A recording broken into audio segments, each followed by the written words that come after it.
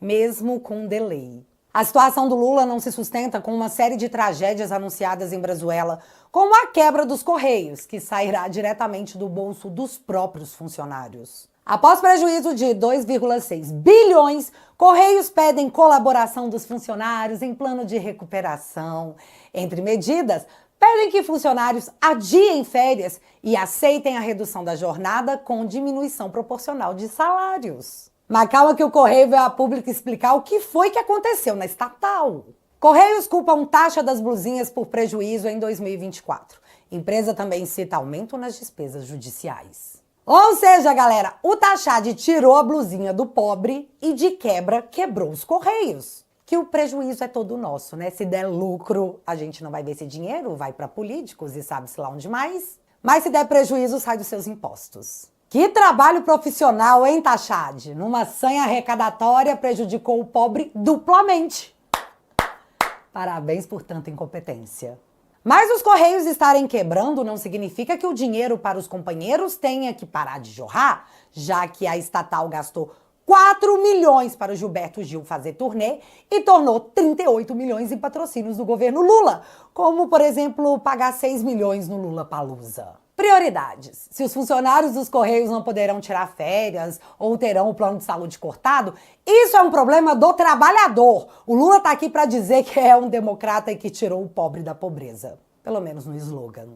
E já que a Globo tá chancelando tudo isso aí, tá sussa. Se bem que, lembra que eu falei que a Globo podia estar ensaiando um cavalo de pau? A crise do assalto a aposentados no INSS bateu muito, mas muito forte no Lula. Nicolas fez um vídeo que terminou de jogar a caca toda no ventilador. E a pesquisa futura mostra que 72% da população está acompanhando de perto a fraude no INSS. Além de determinar que 61% da população considera a resposta do Lula ao esquema de assalto a aposentados como ruim ou péssima. A saída encontrada pelo governo foi colocar o Boulos, o Janones, o Paulo Pimenta e o Lindbergh para copiarem o vídeo do Nicolas. Mas foi pior do que um flop. Foi humilhante mesmo. E por falar em Janones, ele começou a devolver o dinheiro que surrupiou dos brasileiros através de sua rachadinha. E essa, senhoras e senhores, é a cara da esquerda no Brasil. Democracia, hein? Só que é até engraçado ver como a Globo tá se desdobrando para aliviar pro Lula, já que o Valor Econômico, que é do Grupo Globo, após espremer muito, conseguiu fazer essa matéria aqui. Radicais capturam debate nas redes sociais. E pá, meter uma foto do Nicolas. Logo, precisamos regulamentar as redes sociais porque a Globo perdeu sua hegemonia. Só que alguns de seus jornalistas entendem que precisam salvar suas biografias antes que esse barco termine de afundar. E não, Daniela, esse tempo pra você já era. Foi mal. Malu Gaspar estampou sua matéria do Globo com o seguinte título: Salvação dos aposentados? Esquerda brigou para manter descontos que levaram à fraude do INSS. E essa parece ser uma resposta da Malu Gaspar aos militantes de esquerda que estavam subindo uma tag lá no Twitter dizendo que o Lula salvou o INSS. Não tô brincando, isso aconteceu. De novo, o voto dessa galera tem o mesmo peso que o nosso. A questão do INSS irá virar CPI ou CPMI, ambas protocoladas na Câmara e no Senado com números de assinaturas suficientes. A CPMI depende do Alcolumbre, que está viajando para a China com Lula. E olha, o que tá rolando entre o Lula e o Alcolumbre é insano, até para padrões brasileiros. Se liga. Lula amplia poder de Alcolumbre no governo para conter oposição no Congresso. Movimento acontece diante da ofensiva da oposição para apurar fraude no INSS, que pode desgastar o Palácio do Planalto e aprovar um projeto de anistia a golpistas do 8 de janeiro. Usou a palavra golpista, você já sabe que é matéria do Grupo Globo, né? Mas tá, como que o Lula tá ampliando o poder do Alcolumbre? A matéria explica, assim, na cara de todo mundo.